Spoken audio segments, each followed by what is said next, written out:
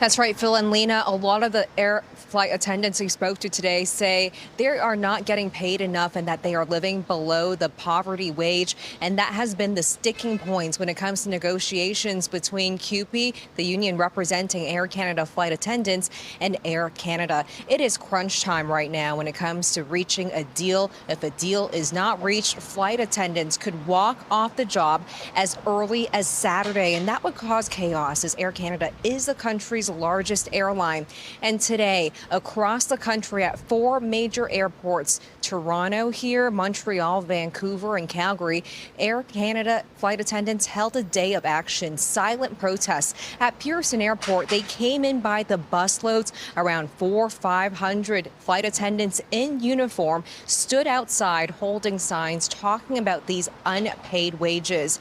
They're saying that they are working for hours without getting paid, doing things such as deplaning, helping passengers load their baggage, safety checks, all doing this work for free. That is because the common practice right now is that flight attendants only get paid for when the plane is actually in the air. They don't get paid for the duties they do before and after the flight takes off. They're saying that really adds up to hundreds of hours of unpaid labor a year, and now they're making wages they say is unsustainable in big cities like Toronto. Take a listen to one flight attendant we spoke to earlier.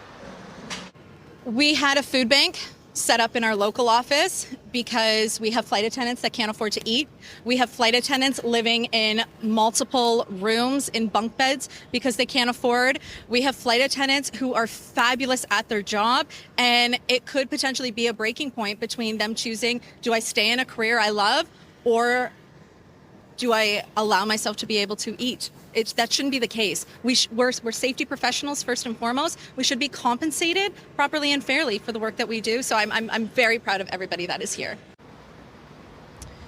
Over 99% of members with CUPE voted in favor of a strike, but the glimmer of hope here is that CUPE and Air Canada are both talking right now. Bargaining negotiations are underway, and both sides have said they would like to avoid a strike. We got a statement from Air Canada. We'll read you part of that. They say, in regards to the talk themselves, Air Canada remains at the bargaining table and is focused on achieving a negotiated settlement with CUPE, one that recognizes the contributions of its flight attendants by making them the best compensated in the country, and that also supports the competitiveness and long-term growth of the company.